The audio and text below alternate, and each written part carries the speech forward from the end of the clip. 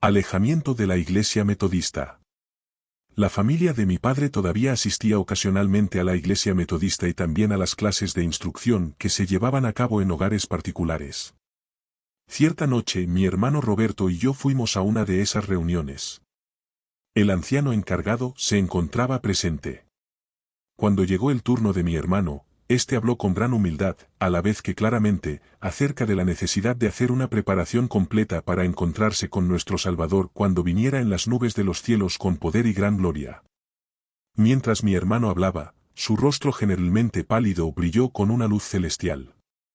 Pareció ser transportado en espíritu más allá del lugar en que se encontraba y habló como si estuviera en la presencia de Jesús. Cuando llegó mi turno de hablar, me levanté con libertad de espíritu y con un corazón lleno de amor y paz. Referí la historia de mi gran sufrimiento bajo la convicción del pecado, de cómo finalmente había recibido la bendición buscada durante tanto tiempo, y de mi completa conformidad a la voluntad de Dios. Entonces expresé el gozo que experimentaba por las nuevas de la pronta venida de mi Redentor para llevar a sus hijos al hogar celestial. En mi sencillez esperaba que mis hermanos y hermanas metodistas comprendieran mis sentimientos y se regocijaran conmigo. Pero quedé frustrada, porque varias hermanas expresaron su desagrado haciendo ruido con la boca, moviendo ruidosamente las sillas y volviéndose de espalda. Puesto que no hallé nada que pudiera haberlas ofendido, hablé brevemente, sintiendo la helada influencia de su desaprobación.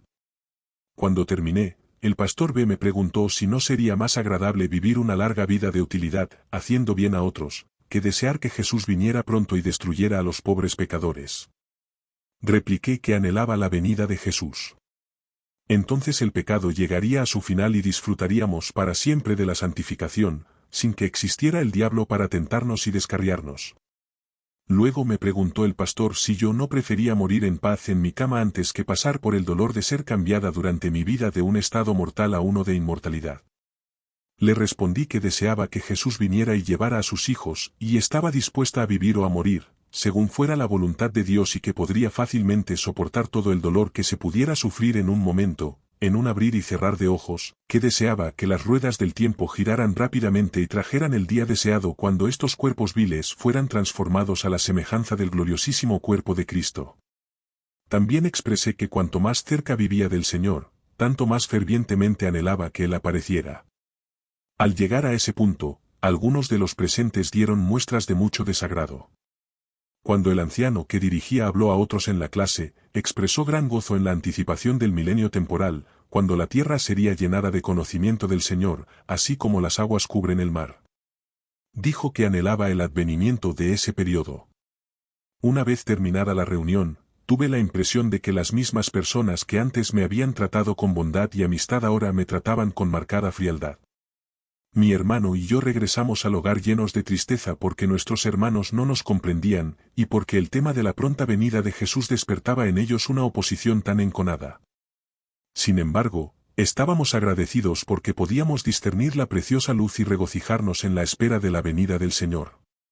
Poco después de esos acontecimientos volvíamos a asistir a una clase de instrucción. Deseábamos tener la oportunidad de hablar del precioso amor de Dios que nos animaba interiormente. Especialmente yo deseaba hablar de la bondad y la misericordia que Dios había tenido conmigo. Había experimentado un cambio tan grande que me parecía que era mi deber aprovechar toda oportunidad para testificar del amor del Salvador. Cuando llegó mi turno de hablar, expuse las evidencias que me hacían disfrutar del amor de Jesús, y dije que esperaba con gran anticipación el pronto encuentro con mi Redentor. La creencia de que la venida de Cristo estaba cercana había conmovido mi espíritu y me había inducido a buscar con más fervor la santificación del Espíritu de Dios. A esta altura de mi exposición, el dirigente de la clase me interrumpió diciendo: «Usted ha recibido la santificación mediante el metodismo, hermana, y no por medio de una teoría errónea». Me sentí compelida a confesar la verdad que no había sido mediante el metodismo que mi corazón había recibido su nueva bendición, sino por medio de las conmovedoras verdades concernientes a la aparición personal de Jesús. Mediante ellas había encontrado paz, gozo y perfecto amor.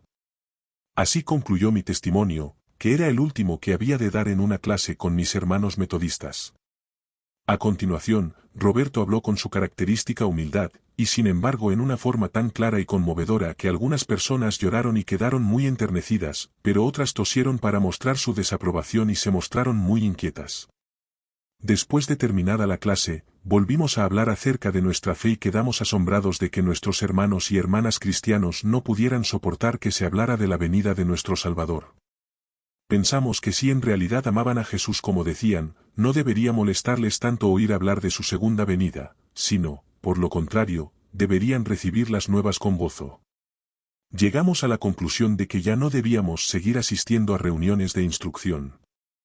La esperanza de la gloriosa venida de Cristo llenaba nuestras almas y encontraría expresión cuando nos levantábamos para hablar.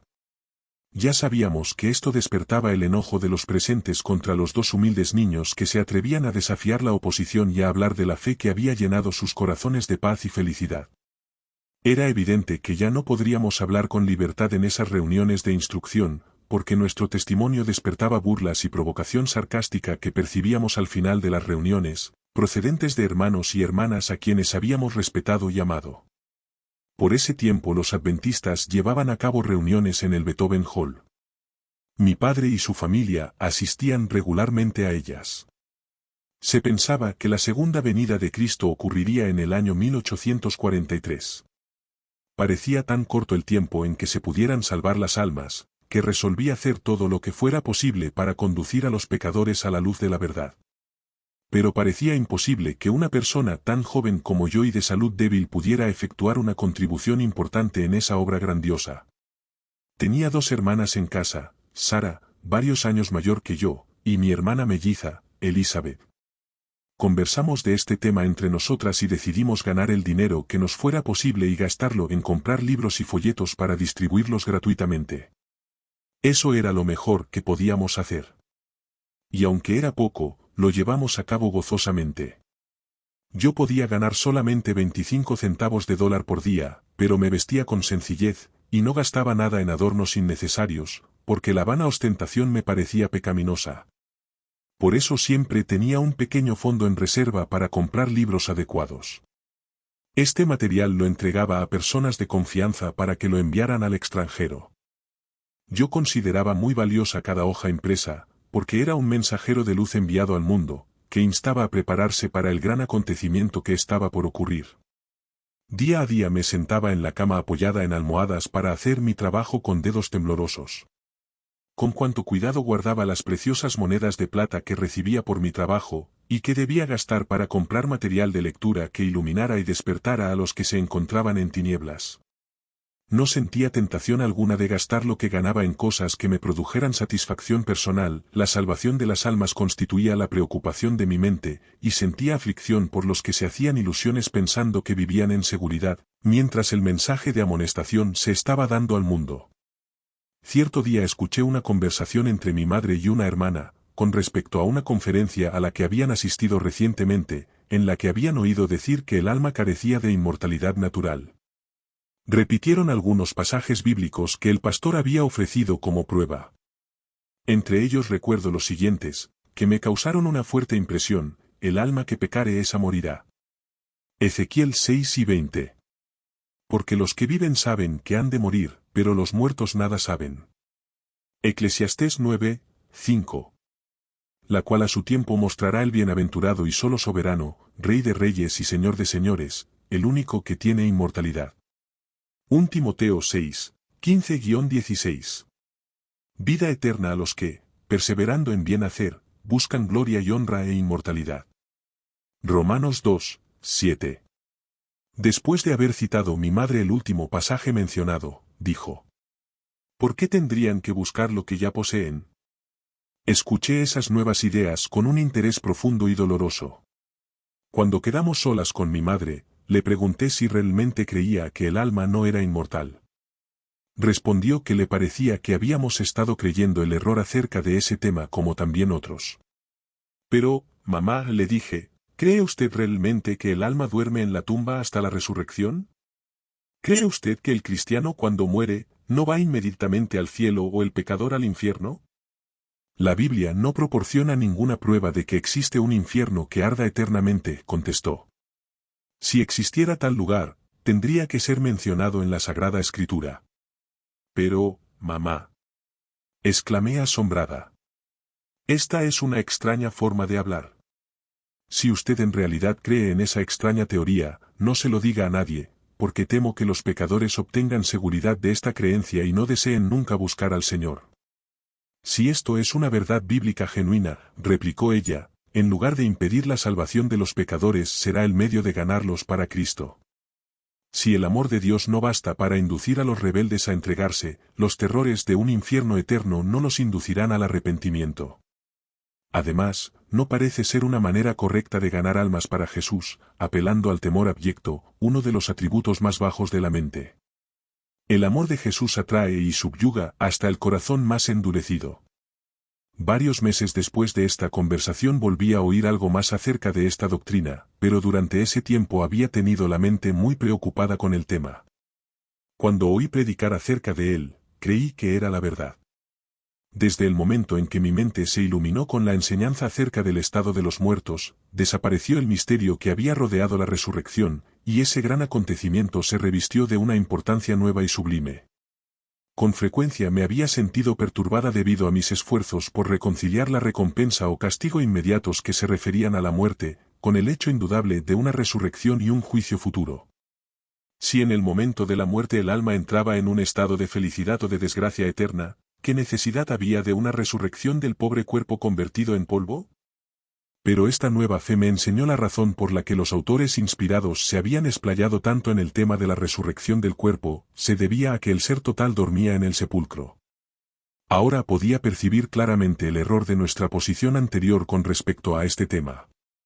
La confusión y la inutilidad de un juicio final llevado a cabo después que las almas de los muertos ya habían sido juzgadas y se les había asignado su suerte, resultaban ahora muy evidentes.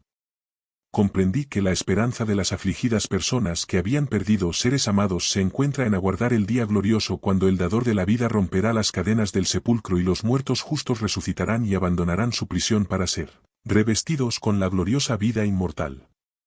Toda nuestra familia se interesaba en la doctrina de la pronta venida del Señor.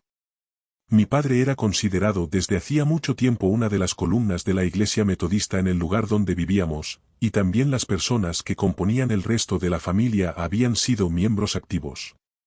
Pero no habíamos guardado en secreto nuestra nueva creencia, aunque tampoco procurábamos imponerla a otras personas en ocasiones que no fueran apropiadas, ni manifestábamos hostilidad hacia nuestra iglesia. Sin embargo, el pastor metodista nos hizo una visita especial para informarnos que nuestra fe y el metodismo no podían estar de acuerdo. No preguntó cuáles eran las razones de nuestra creencia ni hizo referencia alguna a la Biblia a fin de convencernos de nuestro error, en cambio declaró que habíamos adoptado una nueva creencia extraña, que la iglesia metodista no podía aceptar. Mi padre contestó que el pastor se equivocaba al llamar nuestra creencia una doctrina nueva y extraña, y añadió que Cristo mismo, al enseñar a sus discípulos, había predicado acerca de su segunda venida. Dijo, en la casa de mi padre muchas moradas hay, si así no fuera, yo os lo hubiera dicho, voy, pues, a preparar lugar para vosotros. Y si me fuere y os preparare lugar, vendré otra vez y os tomaré a mí mismo, para que donde yo estoy, vosotros también estéis. Juan 14, 2-3. Cuando Jesús fue llevado al cielo en presencia de sus discípulos y una nube lo recibió y lo ocultó de la vista de ellos, estando sus fieles seguidores con los ojos puestos en el cielo, aun después que Jesús había desaparecido de su vista. He aquí se pusieron junto a ellos dos varones con vestiduras blancas, los cuales también les dijeron, varones Galileos, ¿por qué estáis mirando al cielo? Este mismo Jesús que ha sido tomado de vosotros al cielo, así vendrá como le habéis visto ir al cielo. Hechos 1, 10-11.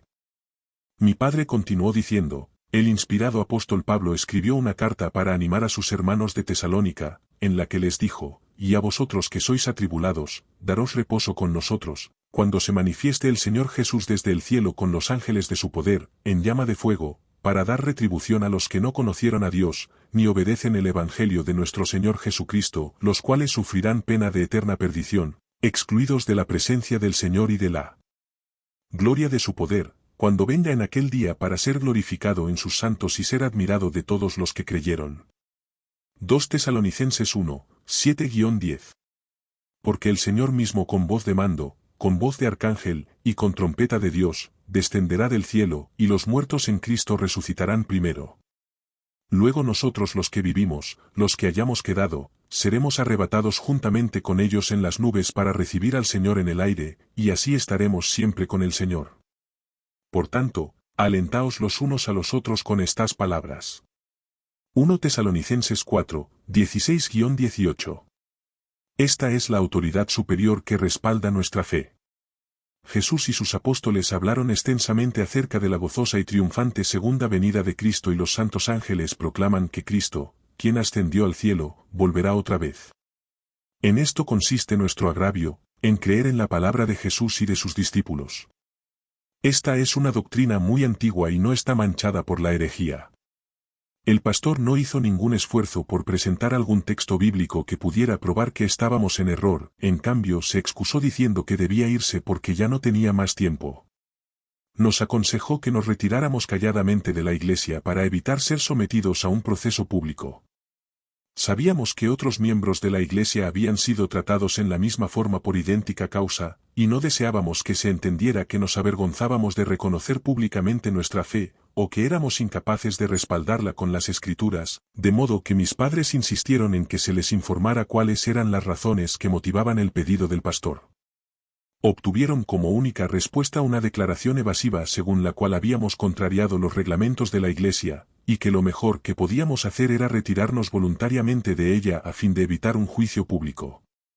Contestamos que preferíamos ser sometidos a juicio, y exigimos saber qué pecado se nos imputaba, ya que estábamos conscientes de no haber cometido ningún mal al esperar con amor la segunda venida de nuestro Salvador.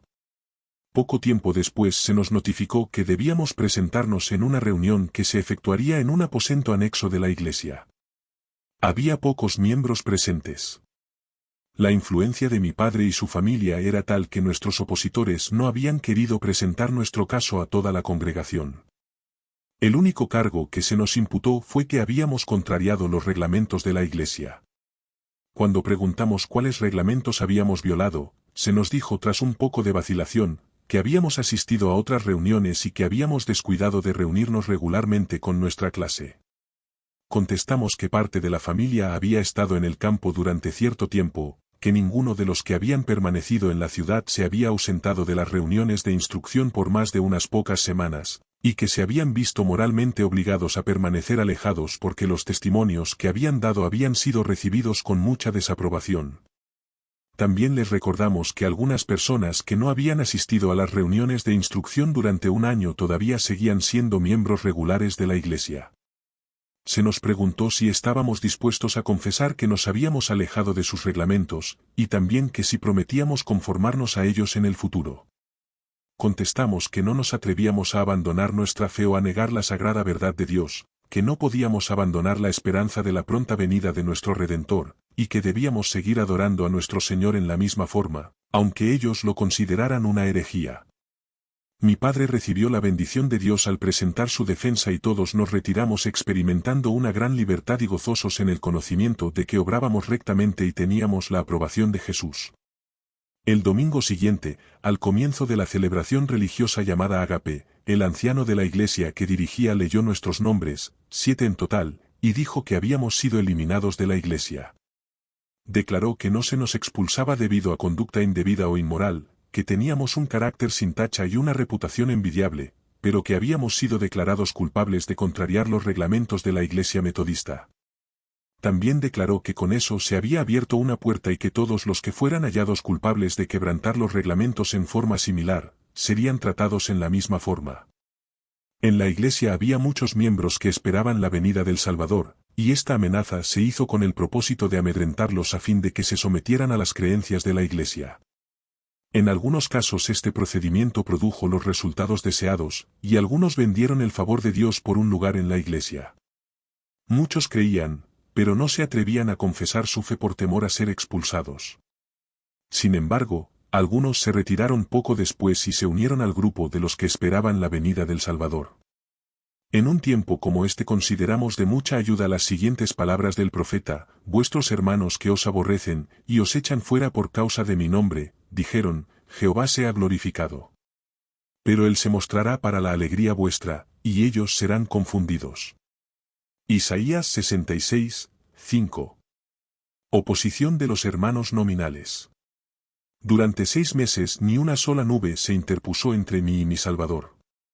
Cuandoquiera que se presentaba la oportunidad daba mi testimonio y me sentía muy bendecida. A veces el Espíritu de Dios reposaba sobre mí con tanto poder que me abandonaban mis fuerzas. Esto no era bien recibido por algunas personas que habían salido de las iglesias establecidas, quienes hacían observaciones que me afligían considerablemente. Muchos no podían creer que una persona pudiera recibir el Espíritu Santo con tanta intensidad que llegara a perder sus fuerzas. Mi posición era sumamente aflictiva. Comencé a razonar que tal vez tenía alguna justificación para no dar testimonio en las reuniones, y en esa forma evitar recargar mis sentimientos cuando había tanta oposición en los corazones de algunos que eran mayores que yo y tenían más experiencia. Adopté durante un tiempo este plan de guardar silencio, tratando de convencerme de que el hecho de no dar mi testimonio no me impediría vivir fielmente mi religión. A menudo experimenté una convicción definida de que era mi deber hablar en las reuniones, pero me abstuve de hacerlo, debido a lo cual sentí que había afligido al Espíritu de Dios. Hasta me mantuve alejada de las reuniones en algunas ocasiones cuando asistirían personas a quienes mi testimonio molestaba. No quería ofender a mis hermanos, lo cual permitió que el temor a los seres humanos bloqueara esa comunión ininterrumpida que había tenido con Dios y que había sido de tanta bendición para mí durante muchos meses. Habíamos establecido reuniones de oración en diferentes lugares de la ciudad para acomodar a todos los que deseaban asistir. Asistió a una de esas reuniones la familia que me había presentado la oposición más enconada. En esa ocasión, mientras la congregación se encontraba orando, el Espíritu del Señor descendió sobre la reunión, y uno de los miembros de esa familia cayó postrado como si hubiera muerto. Sus llorosos familiares lo rodearon, comenzaron a frotarle las manos y aplicarle medicamentos restaurativos. Finalmente recuperó fuerzas suficientes para alabar a Dios, y acalló los temores de sus familiares con fuertes exclamaciones de triunfo motivadas por las evidencias de que había recibido el poder del Señor sobre él. Ese joven fue incapaz de regresar a su hogar esa noche. La familia consideró esto como una manifestación del Espíritu de Dios, pero no los convenció de que fuera el mismo poder divino que en algunas ocasiones había descendido sobre mí privándome de mi fuerza natural e inundando mi alma con la paz y el amor de Jesús. Dijeron espontáneamente que no era posible dudar de mi sinceridad y de mi perfecta honradez, pero afirmaron que yo me encontraba engañada por mí misma al considerar que eso era el poder del Señor, cuando era únicamente el resultado de mis propios sentimientos agitados. Sentí mucha incertidumbre debido a esta oposición, y al aproximarse la fecha de nuestra reunión regular, llegué a dudar de la conveniencia de asistir. Durante algunos días sentí gran aflicción a causa de los sentimientos que se habían manifestado hacia mí. Finalmente decidí quedarme en casa para escapar de la crítica de mis hermanos. En mis afligidas oraciones repetía una vez y otra estas palabras: Señor, ¿qué quieres que haga?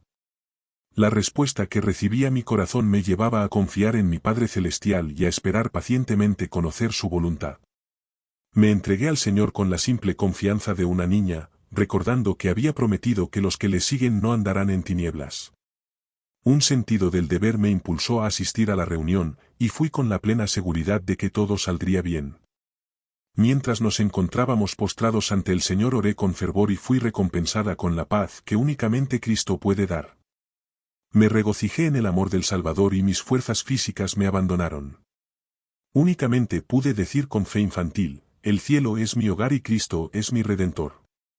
Un miembro de la familia mencionada anteriormente, que se oponía a las manifestaciones del poder de Dios que yo experimentaba, dijo en esta ocasión que me encontraba en un estado de agitación que yo tenía el deber de resistir, pero que, en lugar de hacerlo, él creía que yo hacía un esfuerzo por fomentarlo como señal del favor de Dios.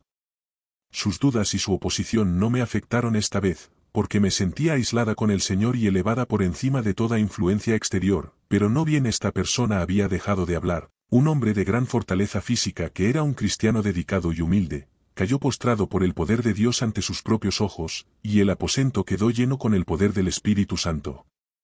Al recobrarme, me sentí feliz de dar mi testimonio en favor de Jesús y hablar del amor manifestado por mí. Confesé mi falta de fe en las promesas de Dios y el error en que había incurrido al estorbar las insinuaciones del Espíritu Santo por temor a los hombres, y reconocí que, a pesar de mi desconfianza, Él había derramado sobre mí una evidencia de su amor y gracia sustentadora que yo no había buscado. El hermano que me había presentado tanta oposición, finalmente se levantó de su postramiento y con lágrimas confesó que había estado completamente equivocado en su manera de pensar acerca de las manifestaciones que yo experimentaba. Me pidió perdón con toda humildad, y finalmente dijo, hermana Elena, en adelante no volveré a poner siquiera una paja en su camino. Dios me ha mostrado la frialdad y obstinación de mi corazón, que Él ha quebrantado mediante la evidencia de su poder. He estado sumamente equivocado. Luego, volviéndose a la congregación, declaró, al ver tan feliz a Lana. Elena, pensaba porque yo no podía experimentar la misma felicidad, porque el hermano R no recibe la misma evidencia. Porque yo estaba convencido de que él era un cristiano devoto, y sin embargo ese poder no había descendido sobre él. Elevé una oración silenciosa pidiendo que, si esta era la santa influencia de Dios, el hermano R pudiera experimentarla esta noche. Apenas había expresado mi deseo cuando el hermano R cayó postrado por el poder de Dios, exclamando, dejemos que Dios obre. He llegado a la convicción de que he estado luchando contra el Espíritu Santo, pero no seguiré afligiéndolo con mi porfiada incredulidad. Bienvenida, luz, bienvenido, Jesús. He estado descarriado y endurecido, sintiéndome ofendido cuando alguien alababa a Dios y manifestaba plenitud de gozo en su amor, pero ahora han cambiado mis sentimientos y ha terminado mi oposición, porque Jesús ha abierto mis ojos y yo mismo podría lanzar exclamaciones de alabanza. He dicho cosas desagradables e hirientes de Lana. Elena, de las que ahora me arrepiento, y oro porque ella me perdone y también todos los presentes. A continuación, el hermano R dio su testimonio. Tenía el rostro iluminado por la luz celestial y alababa a Dios por las cosas admirables que había llevado a cabo esa noche. Declaró, este lugar es muy solemne debido a la presencia del Altísimo. Elena, en el futuro usted tendrá nuestra ayuda y nuestra reconfortante simpatía en lugar de la cruel oposición que se le ha demostrado. Hemos estado ciegos a las manifestaciones del Espíritu Santo de Dios. Con esto, todos los opositores pudieron ver que estaban equivocados y confesaron que las manifestaciones presenciadas en realidad procedían del Señor. Poco después de eso, en una reunión de oración, el hermano que había confesado que estaba equivocado en su oposición, experimentó el poder de Dios en grado tan intenso que su rostro brilló con luz celestial y cayó postrado sin fuerzas. Cuando recuperó las fuerzas, volvió a reconocer que había estado luchando ignorantemente contra el Espíritu del Señor al abrigar sentimientos negativos contra mí. En otra reunión de oración, otro miembro de la misma familia tuvo la misma experiencia y dio un testimonio similar. Algunas semanas más tarde, mientras la numerosa familia del hermano P se encontraba dedicada a la oración en su hogar, el Espíritu de Dios pasó por la habitación e hizo caer postrados a los peticionantes que se encontraban arrodillados. Mi padre llegó poco después a ese hogar y los encontró a todos, tanto a los padres como a los hijos, abatidos por el poder de Dios. El frío formalista comenzó a desaparecer bajo la poderosa influencia del Altísimo. Todos los que habían manifestado oposición hacia mí confesaron que habían afligido al Espíritu Santo con su conducta, y se unieron para simpatizar conmigo y para manifestar su amor por el Salvador. Mi corazón rebosaba de gozo porque la misericordia divina había allanado el camino que debía recorrer y había recompensado mi fe y mi confianza en forma tan abundante. Ahora reinaban la unidad y la paz entre nuestro pueblo que esperaba la venida del Señor. Esperando la segunda venida. Experimentamos solemnidad y estremecimiento al aproximarse el tiempo cuando esperábamos la venida de nuestro Salvador. Con un solemne sentido de urgencia procuramos, como pueblo, purificar nuestras vidas a fin de estar listos para encontrarnos con Él a su venida. A pesar de la oposición de los pastores y las iglesias, el Salón Beethoven, en la ciudad de Portland, se encontraba repleto todas las noches, especialmente los domingos se reunía una numerosa congregación. El pastor Stackman era un hombre profundamente piadoso.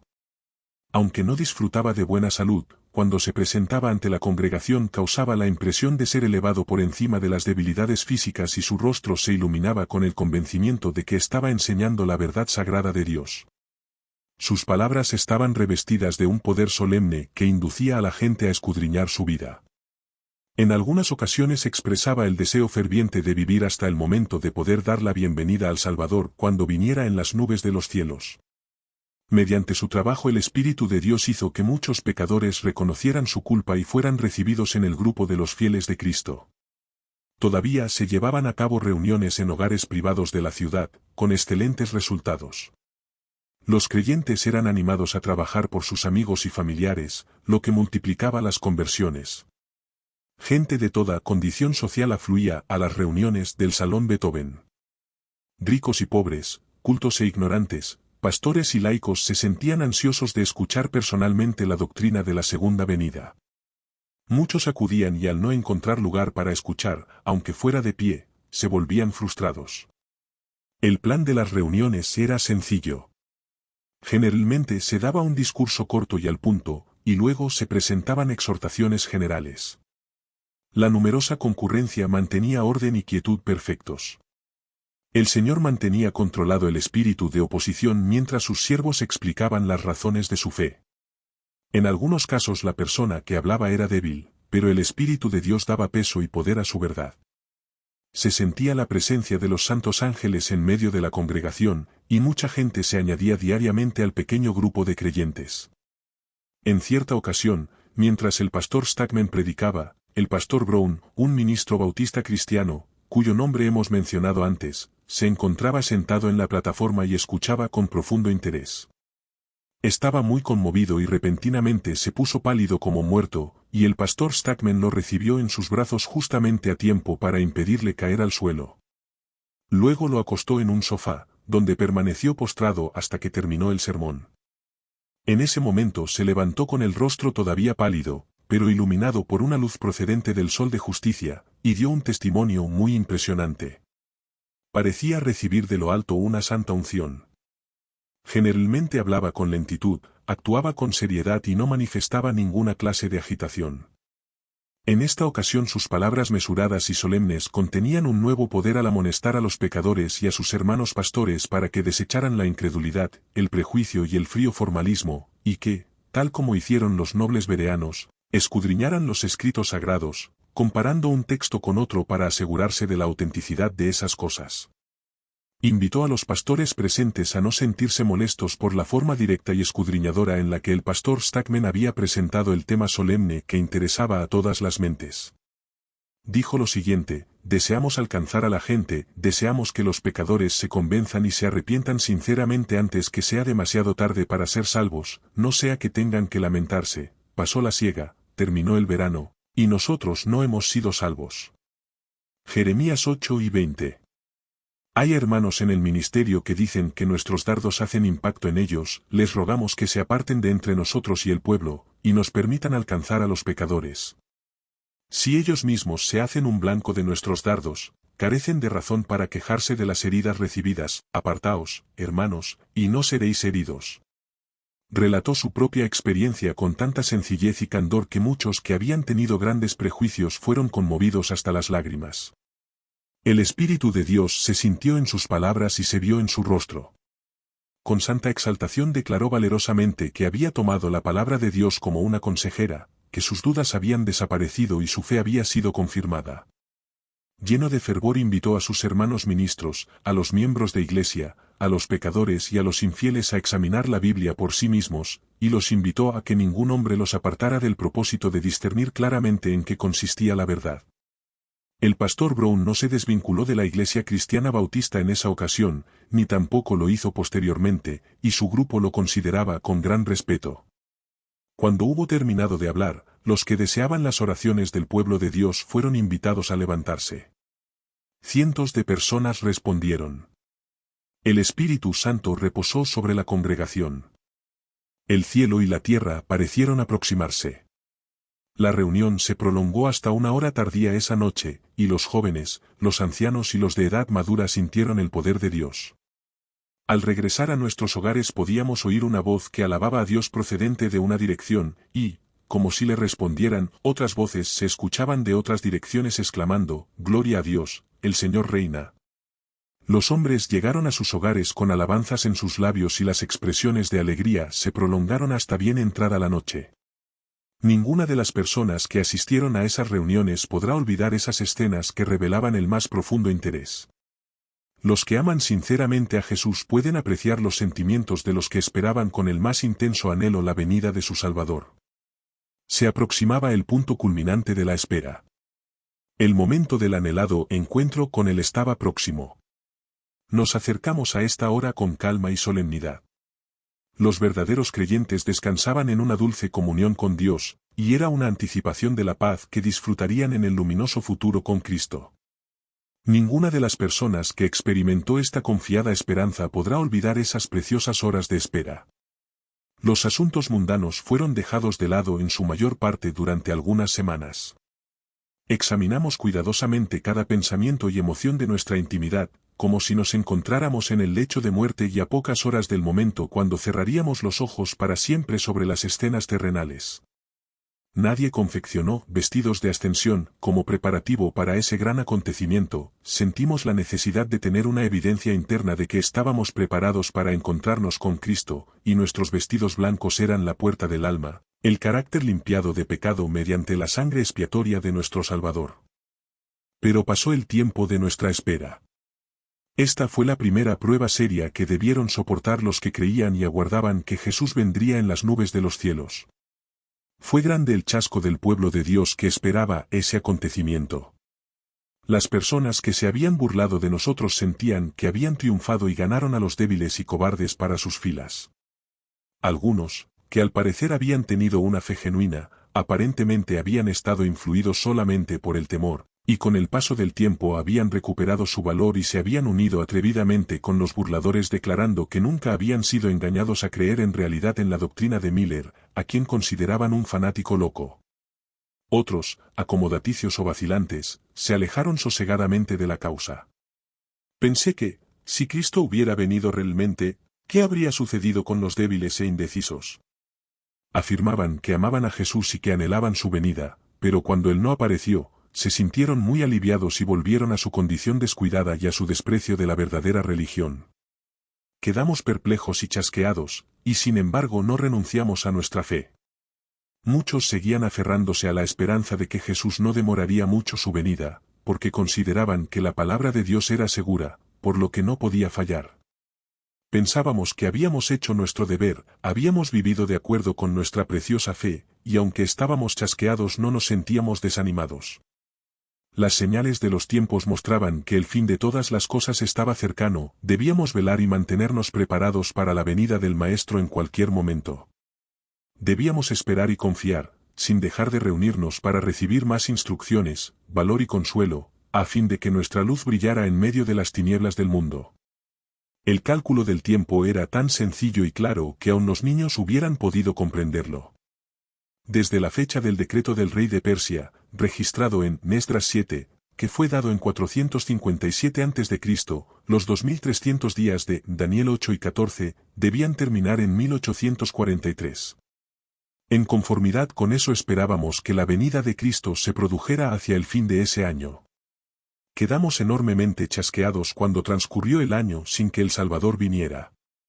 Al comienzo no se percibió el hecho de que si el decreto no se promulgó a comienzos del año 457 a.C., los 2300 días no se completarían al final de 1843.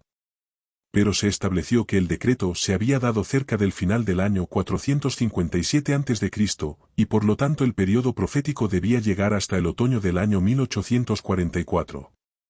De modo que la visión del tiempo no se había demorado, aunque aparentemente había ocurrido tal cosa.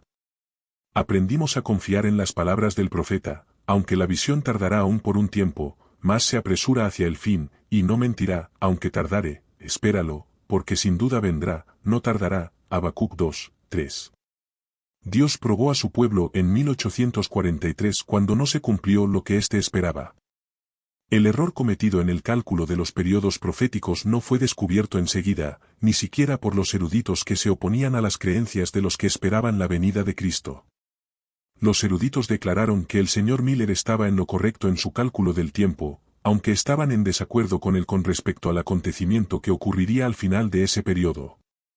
Pero tanto ellos como el pueblo de Dios que esperaba la venida habían caído en un error común en su cálculo de la fecha. Creemos plenamente que Dios en su sabiduría se propuso que su pueblo sufriera un chasco, que fue bien planeado para poner de manifiesto lo que la gente tenía en el corazón y para desarrollar el verdadero carácter en los que habían afirmado que esperaban la segunda venida del Señor y se regocijaban en ella.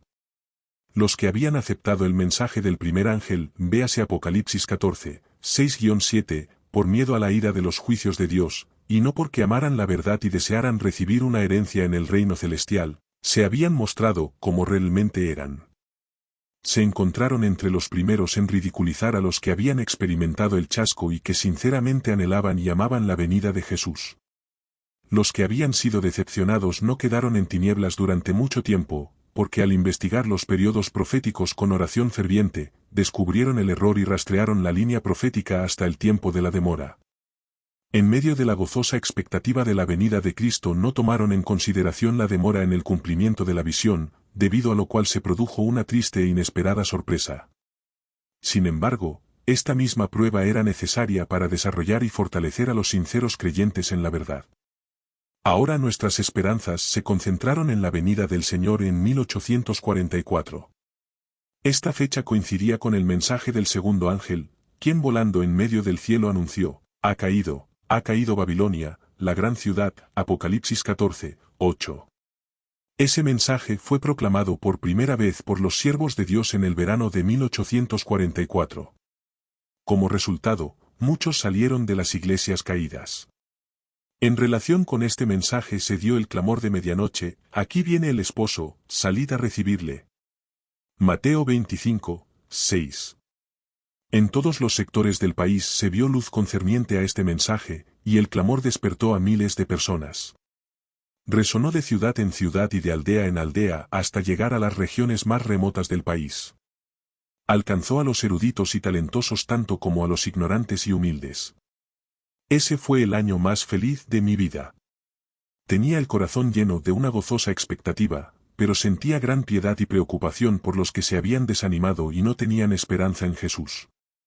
Nos unimos como pueblo en oración ferviente con el fin de obtener una experiencia cristiana genuina y la evidencia inequívoca de que Dios nos había aceptado. Necesitábamos gran paciencia porque había muchas personas que se burlaban. Con frecuencia nos lanzaban referencias burlonas a nuestro chasco anterior. Ustedes no han ascendido, ¿cuándo esperan subir al cielo? Esta y otras burlas semejantes eran dirigidas contra nosotros por gente conocida, que no temía a Dios, y aun por algunos cristianos profesos que aceptaban la Biblia y que sin embargo no habían conseguido aprender sus grandes e importantes verdades. Sus ojos enceguecidos parecían percibir solamente un significado vago y distante en la solemne amonestación, según la cual Dios ha establecido un día en el cual juzgará al mundo, Hechos 5 y 31, y en la seguridad de que los santos serán llevados juntos a encontrarse con el Señor en el aire. Las iglesias ortodoxas utilizaron todos los medios a su disposición para impedir que se extendiera la creencia en la pronta venida de Cristo. En sus reuniones no concedieron oportunidad de hablar a los que se atrevían a mencionar su esperanza en el pronto regreso del Señor. Los seguidores profesos de Jesús rechazaron burlonamente las nuevas de que aquel a quien consideraban su mejor amigo pronto vendría a visitarlos. Se encontraban alterados y enojados con los que proclamaban las nuevas de su venida llenos de regocijo porque pronto contemplarían a Cristo en su gloria. Cada momento me parecía de la mayor importancia.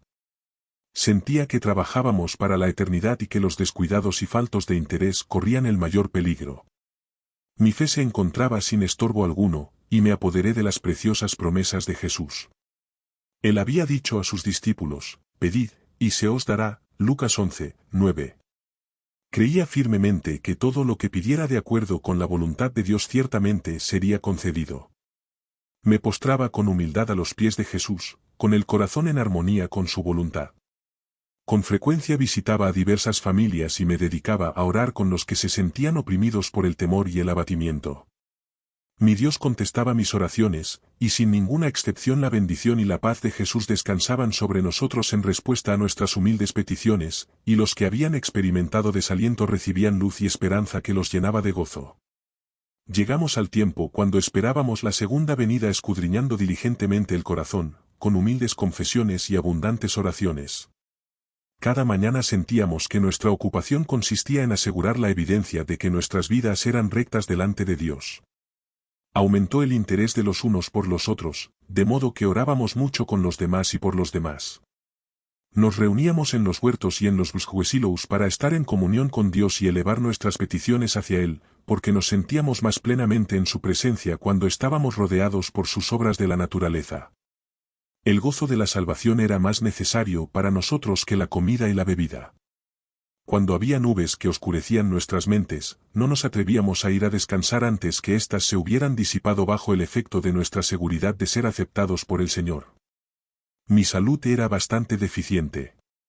Tenía los pulmones seriamente afectados y me fallaba la voz.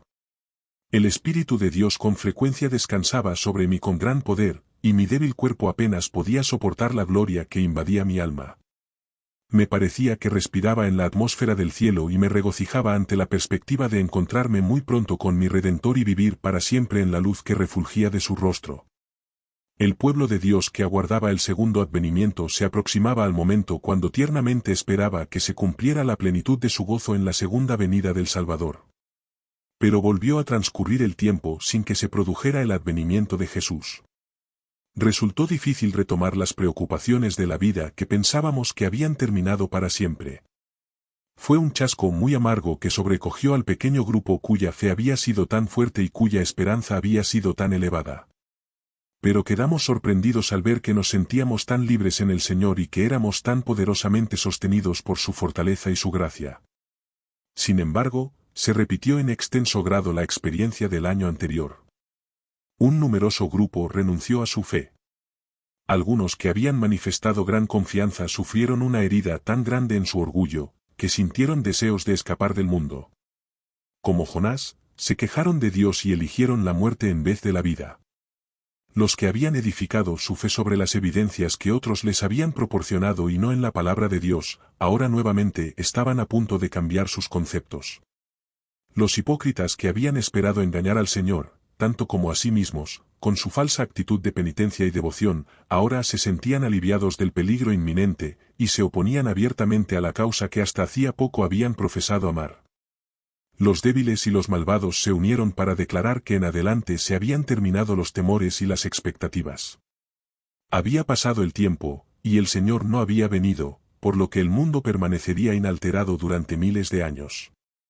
Esta segunda gran prueba expuso a un gran grupo de advenedizos sin valor que habían sido atraídos por la fuerte corriente de la fe adventista y habían permanecido durante un tiempo con los verdaderos creyentes y los obreros fervientes. Quedamos chasqueados, pero no desalentados. Resolvimos someternos pacientemente al proceso de purificación que Dios consideraba necesario para nosotros, y aguardar con paciente esperanza que el Salvador redimiera a sus hijos fieles y probados. Permanecimos firmes en nuestra creencia de que la predicación de una fecha definida era de Dios. Esto fue lo que indujo a ciertos hombres a investigar la Biblia con diligencia, descubriendo verdades que antes no habían percibido. Jonás fue enviado por Dios a proclamar en las calles de Nínive que dentro de 40 días la ciudad sería destruida, pero Dios aceptó la humillación de los habitantes de Nínive y amplió su periodo de prueba. Sin embargo, el mensaje que Jonás llevó había sido enviado por Dios, y los habitantes de Nínive fueron probados de acuerdo con la voluntad divina. El mundo consideraba nuestra esperanza como un engaño y nuestro chasco como el fracaso correspondiente. Las palabras del Salvador en la parábola del siervo malvado se aplican definidamente a los que ridiculizan la pronta venida del Hijo del Hombre, mas si aquel siervo malo dijere en su corazón, mi Señor tarda en venir, y comenzare a golpear a sus consiervos, y aun a comer y a beber con los borrachos, vendrá el Señor de aquel siervo el día que éste no espera, y a la hora que no sabe, y lo castigará duramente, y pondrá su parte con los hipócritas. Mateo 24, 48-51. Encontramos en todas partes a los burladores que el apóstol Pedro había dicho que vendrían en los últimos días, siguiendo su propia concupiscencia y diciendo, ¿dónde está la promesa de su advenimiento? Porque desde el día en que los padres durmieron todas las cosas permanecen, así como desde el principio de la creación. 2 Pedro 3, 4. Pero los que habían esperado la venida del Señor no carecían de consuelo. Habían obtenido conocimientos valiosos en la investigación de la palabra. Ahora comprendían con mayor claridad el plan de salvación, y encontraban una admirable armonía en toda la palabra, porque un pasaje bíblico explicaba otro y no había ninguna palabra utilizada en vano. Nuestro chasco no fue tan grande como el de los discípulos. Cuando el Hijo del Hombre entró triunfante en Jerusalén, ellos esperaban que fuera coronado rey. La gente vino de todas partes y exclamaba, «Hosanna al Hijo de David». Mateo 21, 9. Y cuando los sacerdotes y ancianos le pidieron a Jesús que hiciera callar a la multitud, él declaró que si ésta callaba aún las piedras hablarían, porque la profecía debía cumplirse. Sin embargo, pocos días después esos mismos discípulos vieron a su amado Maestro de quien habían creído que reinaría en el trono de David, extendido sobre la cruel cruz por encima de los fariseos que se burlaban y lo escarnecían. Sus grandes esperanzas sufrieron un enorme chasco, y quedaron rodeados por las tinieblas de la muerte. Sin embargo, Cristo fue fiel a sus promesas. Dio a su pueblo un dulce consuelo y una abundante recompensa a los que habían sido leales y fieles. El señor Miller y los que se habían unido a él suponían que la purificación del santuario de la que se habla en Daniel 8 y 14 significaba la purificación de la tierra mediante el fuego, antes de poder convertirse en la morada de los santos. Eso debía ocurrir en la venida de Cristo, y por eso buscamos el cumplimiento de ese acontecimiento al final de los 2300 días o años. Pero después de nuestro chasco investigamos cuidadosamente la Biblia con oración y gran atención, y después de un periodo de suspenso, la luz se derramó sobre nuestras tinieblas, y como resultado de eso desaparecieron la duda y la incertidumbre. En lugar de referirse la profecía de Daniel 8 y 14 a la purificación de la tierra, ahora vimos claramente que señalaba la obra final de nuestro sumo sacerdote en el cielo, la conclusión de la expiación y la preparación del pueblo para soportar el día de su venida. Mi primera visión. Recibí mi primera visión no mucho tiempo después de haber transcurrido el chasco de 1844. Visitaba a una apreciada hermana en Cristo con quien teníamos gran amistad. En esa ocasión, 5 de nosotras, todas mujeres, estábamos arrodilladas en el altar de la familia. Mientras orábamos, sentí el poder de Dios sobre mí como nunca antes lo había sentido. Me parecía estar rodeada de luz, mientras me elevaba cada vez a mayor distancia de la tierra. Me volví para mirar al pueblo adventista en el mundo, pero no pude encontrarlo, y en eso una voz me dijo, «Mira otra vez, y mira un poco más arriba». Levanté la vista y vi un sendero recto y estrecho que corría muy por encima del mundo. El pueblo adventista viajaba por él hacia la ciudad. Detrás de él, al comienzo del sendero, había una luz brillante que un ángel identificó como el clamor de medianoche. La luz brillaba en todo el sendero para que los pies de los caminantes no tropezaran. Jesús mismo conducía a su pueblo y éste estaba a salvo mientras mantenía sus ojos fijos en él. Pero pronto muchos se cansaron, porque consideraban que la ciudad estaba demasiado lejos y esperaban haber llegado ya. Jesús los animaba levantando su glorioso brazo derecho, del que procedía una luz que se extendía hacia el grupo adventista y ellos exclamaban, «Aleluya». Otros temerariamente negaban la luz que había detrás de ellos y decían que no era Dios el que los había guiado hasta entonces. En esos casos la luz que había detrás de ellos se apagaba y dejaba sus pies en completas tinieblas, por lo que éstos tropezaban y perdían de vista el sendero y a Jesús, y caían en las tinieblas del mundo malvado que yacía por debajo. Pronto escuchamos la voz de Dios que sonaba como muchas aguas, y que nos daba el día y la hora de la venida de Jesús. Los santos vivos, 144.000, conocieron y comprendieron la voz, mientras que los malvados pensaron que se trataba de un trueno y un terremoto. Cuando Dios pronunció la fecha, derramó sobre nosotros el Espíritu Santo y nuestros rostros comenzaron a brillar con la gloria de Dios, tal como ocurrió con el rostro de Moisés cuando descendió del monte Sinaí. Los 144.000 estaban todos sellados y perfectamente unidos. Sobre sus frentes aparecían las palabras, Dios, Nueva Jerusalén y una gloriosa estrella con el nuevo nombre de Jesús. Los malvados se enfurecieron al contemplar esta gozosa y santa condición y se aproximaron con violencia para apoderarse de nosotros y arrojarnos en la prisión, pero nosotros extendíamos la mano en el nombre del Señor y ellos caían postrados en tierra. En ese momento la sinagoga de Satanás supo que Dios nos amaba a quienes podíamos lavarnos los pies unos a otros y saludar a los hermanos con ósculo sagrado, y adoraron a Dios a nuestros pies. Pronto nuestra vista fue atraída hacia el oriente, donde había aparecido una pequeña nube negra, de la mitad del tamaño de la mano de un hombre, la que todos sabíamos era la señal del Hijo del Hombre. Contemplamos la nube en solemne silencio mientras ésta se aproximaba y se tornaba de color más claro, y cada vez aparecía más gloriosa, hasta que se convirtió en una gran nube blanca. La parte inferior parecía de fuego, por encima de ella se veía un arco iris y a su alrededor había 10.000 ángeles que entonaban un hermosísimo himno, y sobre la nube se encontraba sentado el Hijo del Hombre. Su cabello blanco y rizado le caía sobre los hombros y en la cabeza llevaba numerosas coronas. Sus pies tenían la apariencia de fuego, en la mano derecha sostenía una hoz aguda y en la izquierda, una trompeta de plata. Sus ojos eran como llama de fuego que escudriñaban a sus hijos. Todos los rostros se pusieron pálidos, y los rostros de quienes Dios había rechazado se pusieron sombríos. Entonces todos exclamamos, ¿quién podrá permanecer en pie? ¿Tengo yo mi vestido inmaculado? Los ángeles dejaron de cantar y se produjo un momento de terrible silencio mientras Jesús hablaba. Los que tengan manos limpias y corazones puros podrán permanecer firmes, mi gracia es suficiente para vosotros. Después de eso nuestros rostros se iluminaron y nuestros corazones se llenaron de gozo. Los ángeles volvieron a cantar con júbilo mientras la nube se aproximaba aún más a la tierra. Luego resonó la trompeta de plata de Jesús mientras descendía en la nube rodeado de llamas de fuego. Contempló las tumbas de los santos que dormían, y luego elevó su vista y sus manos hacia el cielo y exclamó, despertaos, despertaos, vosotros que dormís en el polvo, y levantaos. A continuación, se produjo un terrible terremoto. Las tumbas se abrieron y los muertos salieron vestidos de inmortalidad. Los 144.000 exclamaron, aleluya, al reconocer a sus amigos que habían sido arrancados de su lado por la muerte, y en ese mismo momento fuimos transformados y nos unimos con ellos para recibir al Señor en el aire.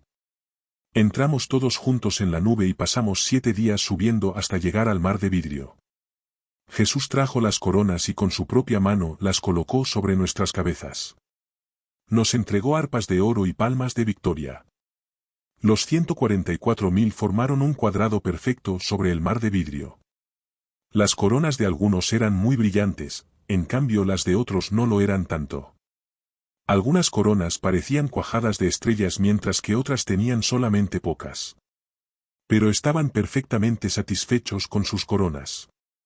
Y todos estaban vestidos con un glorioso manto blanco que les caía desde los hombros hasta los pies. Los ángeles nos rodeaban mientras marchábamos por el mar de vidrio hacia las puertas de la gran ciudad. Jesús levantó su poderoso y glorioso brazo e hizo girar la puerta de perla sobre sus brillantes goznes, mientras nos decía, habéis lavado vuestros vestidos en mi sangre y habéis permanecido firmes por mi verdad, entrad. Todos entramos y tuvimos la sensación de que teníamos perfecto derecho de encontrarnos allí. Dentro de la ciudad vimos el árbol de la vida y el trono de Dios. Del trono salía un río de aguas puras, y a cada lado del río se encontraba el árbol de la vida. A un lado se encontraba un tronco de un árbol y al otro lado del río había otro tronco, y ambos eran de oro puro transparente. Al comienzo pensé que veía 2 árboles, pero al mirar nuevamente vi que el follaje de estos se unía para formar un solo árbol. De modo que el árbol de la vida se encontraba a ambos lados del río de la vida. Sus ramas descendían hasta el lugar donde nos encontrábamos y estaban llenas de un fruto admirable que tenía la apariencia de oro mezclado con plata. Nos pusimos debajo del árbol y nos sentamos a contemplar la gloria de aquel lugar. De pronto se aproximaron a nosotros los hermanos Fitch y Stackman, quienes habían predicado el Evangelio del Reino y a quienes Dios había hecho descender a la tumba para salvarlos, nos preguntaron lo que había sucedido mientras ellos dormían en el sepulcro. Procuramos recordar nuestras grandes pruebas, pero nos parecían tan pequeñas comparadas con el más excelente y eterno peso de gloria que ahora nos rodeaba, que nos fue imposible hablar de esos acontecimientos, y solo nos limitamos a exclamar: ¡Aleluya! El precio que hemos pagado por el cielo ha sido escaso, y tocamos nuestras arpas de oro e hicimos resonar las bóvedas celestes. Llamada a viajar. Relaté esta visión a los creyentes de Portland, quienes manifestaron completa confianza de que procedía de Dios. El Espíritu de Dios acompañó el testimonio, y la solemnidad de la eternidad reposó sobre nosotros. Se apoderó de mí un temor reverente e indecible al ver que yo, tan joven y débil, fuera elegida como instrumento mediante el cual Dios impartiría luz a su pueblo. Mientras me encontraba bajo el poder del Señor me sentía llena de gozo, y me parecía estar rodeada por santos ángeles en las gloriosas cortes celestiales, donde todo es paz y gozo. Fue un cambio triste y amargo despertar a las realidades de la vida mortal. En una segunda visión, que pronto siguió a la primera, se me mostraron las pruebas por las que debía pasar, y se me dijo que era mi deber ir a referir a otros lo que Dios me había revelado. Se me mostró que mis labores despertarían gran oposición, y que el corazón se me llenaría de angustia, pero que la gracia de Dios sería suficiente para sostenerme. El contenido de esta visión me perturbó en gran medida, porque señalaba como mi deber ir hacia el pueblo a presentarle la verdad. Tenía una salud tan mala que sufría constantemente de dolores en el cuerpo, y según todas las apariencias, viviría solo por un corto tiempo. Tenía solamente 17 años de edad, era de baja estatura y débil, no estaba acostumbrada al trato social, y era naturalmente tan tímida y retraída que me resultaba penoso encontrarme con gente desconocida. Oré fervorosamente durante varios días y hasta tarde en la noche para que se quitara de mí esa obligación y fuera dada a otra persona más capaz de soportarla. Pero la luz del deber no cambió, y las palabras del ángel resonaban continuamente en mis oídos: da a conocer a otros lo que te he revelado. No podía reconciliarme con la idea de ir hacia la gente, y temía hacer frente a sus burlas y oposición. Tenía poca confianza en mí misma. Hasta entonces, cuando el Espíritu de Dios me había urgido a cumplir mi deber, me había elevado por encima de mí misma, olvidando todo temor y timidez, y alentada por el pensamiento del amor de Jesús y de la obra admirable que había efectuado por mí. La seguridad constante de que estaba cumpliendo mi deber y obedeciendo la voluntad del Señor me daba una confianza que me sorprendía. En tales ocasiones me sentía dispuesta a hacer o sufrir cualquier cosa a fin de ayudar a otros a recibir la luz y la paz de Jesús. Pero me parecía imposible llevar a cabo esta obra que se me había presentado, intentar hacerlo me parecía correr a un fracaso seguro. Las pruebas relacionadas con ella me parecían más de lo que yo podía soportar. ¿Cómo podría yo, una niña, ir de lugar en lugar para desplegar ante la gente las santas verdades de Dios? Ese pensamiento me llenaba de temor. Mi hermano Roberto, que tenía solo pocos años más que yo, no me podía acompañar, porque tenía mala salud y era aún más tímido que yo. No había nada que me hubiera podido inducir a dar ese paso. Mi padre debía trabajar para sostener a su familia, por lo que no podía abandonar su negocio, pero él me aseguró que, si Dios me había llamado a trabajar en otros lugares, no dejaría de abrir el camino que yo debía recorrer. Pero esas palabras de ánimo llevaron poco alivio a mi corazón desvalido. El camino que debía recorrer me parecía lleno de dificultades que yo sería incapaz de vencer. Anhelaba la muerte como liberación de las responsabilidades que se acumulaban sobre mí. Finalmente me abandonó la dulce paz de la que había disfrutado durante tanto tiempo y me vi nuevamente asaltada por la desesperación.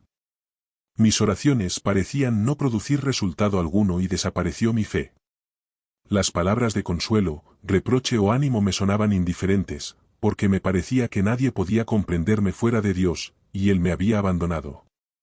El grupo de creyentes de Portland ignoraba las preocupaciones que me afligían y que me habían puesto en ese estado de desvanecimiento, pero sabían que yo había entrado en un estado de depresión por alguna razón, y pensaban que eso era un pecado de mi parte, considerando la forma misericordiosa en que Dios se había manifestado a mí.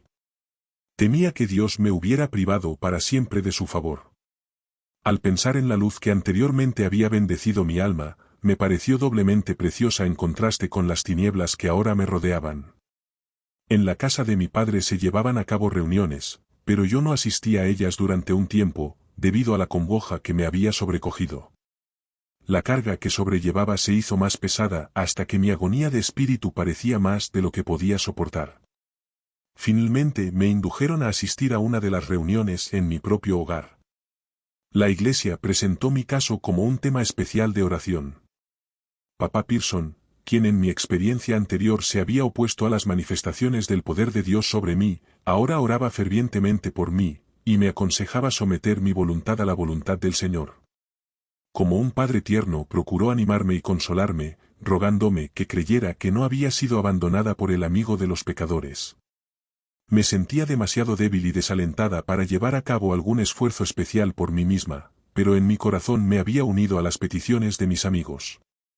Ahora me importaba poco la oposición del mundo y me sentí dispuesta a llevar a cabo cualquier sacrificio si solamente Dios me restablecía su favor. Mientras se oraba por mí, las tinieblas se apartaron de mí y repentinamente me invadió la luz. Me abandonaron mis fuerzas. Me parecía estar en presencia de los ángeles. Uno de esos seres santos nuevamente repitió las palabras: da a conocer a otros lo que te he revelado. Un gran temor que me oprimía era que, si obedecía el llamamiento al deber, y si declaraba que yo era una favorecida del Altísimo con visiones y revelaciones para la gente, podía ceder a la exaltación pecaminosa y elevarme por encima de la posición que se me había llamado a ocupar, con lo que acarrearía el desagrado de Dios y perdería mi propia alma. Tenía ante mí varios casos como el que he descrito aquí y mi corazón desfallecía ante la prueba que me esperaba. Ahora suplicaba que, si debía ir y relatar lo que el Señor me había mostrado, que fuera preservada de la tendencia a exaltarme indebidamente. El ángel dijo: tus oraciones han sido escuchadas y serán contestadas. Si te amenaza ese mal que tanto temes, la mano de Dios se extenderá para salvarte, mediante la aflicción Él te atraerá hacia sí mismo y preservará tu humildad.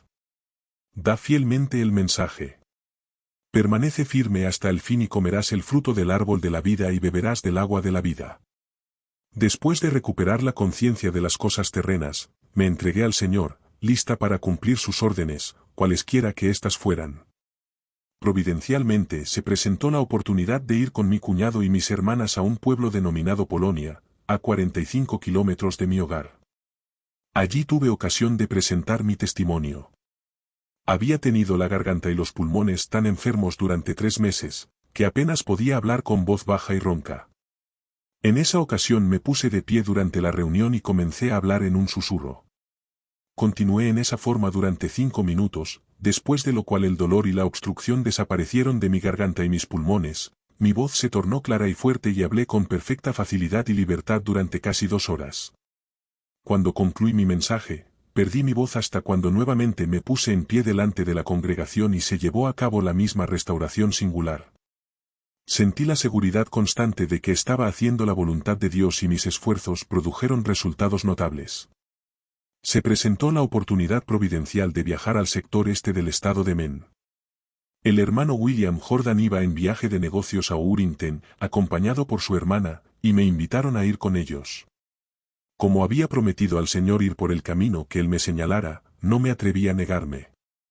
En Urinten conocí al pastor Jaime Witte. Conocía a mis amigos y él mismo se encontraba dedicado a trabajar en la obra de salvación. El Espíritu de Dios acompañó el mensaje que presenté, los corazones se regocijaron en la verdad y los desanimados se alegraron y se sintieron animados a renovar su fe. En la localidad de Garland se reunió una numerosa multitud procedente de diferentes sectores para escuchar el mensaje. Pero me encontraba sumamente preocupada porque había recibido una carta de mi madre en la que me rogaba que regresara al hogar, pues circulaban falsos informes respecto a mí. Este fue un golpe inesperado. Mi nombre había estado siempre libre de la sombra del reproche y mi reputación era algo que yo apreciaba mucho. También me sentí afligida porque mi madre tenía que sufrir por mí, amaba mucho a sus hijos y era muy sensible cuando se trataba de ellos. Si hubiera tenido la oportunidad habría regresado inmediatamente a casa, pero eso resultaba imposible. Mi aflicción era tan grande que me sentí demasiado deprimida para hablar esa noche. Mis amigos me instaron a que confiara en el Señor y finalmente los hermanos se reunieron a orar por mí.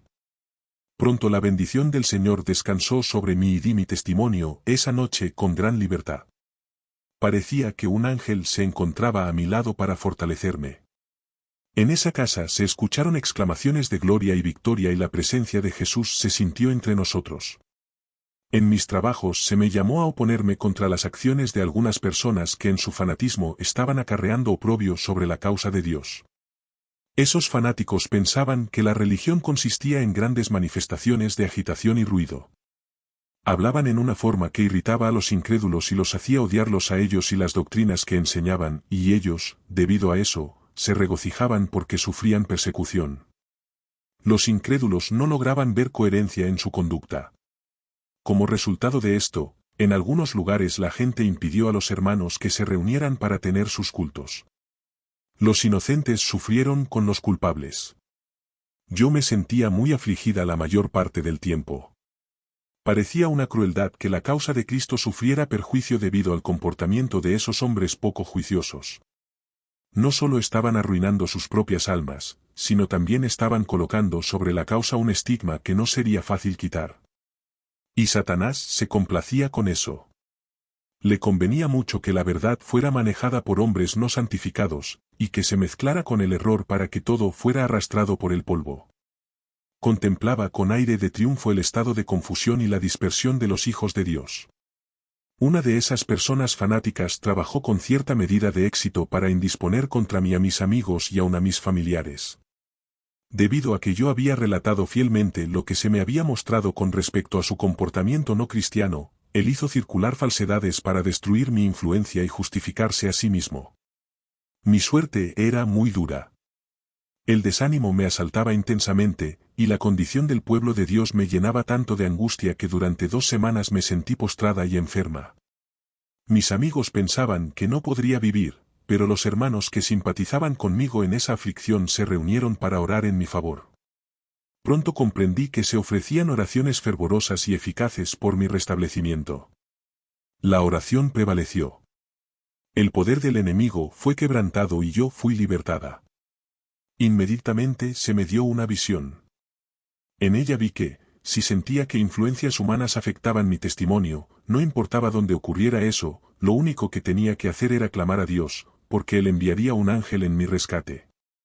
Ya tenía un ángel guardián que me asistía continuamente, pero cuando fuera necesario, el Señor enviaría a otro para que me elevara por encima del poder de toda influencia terrena.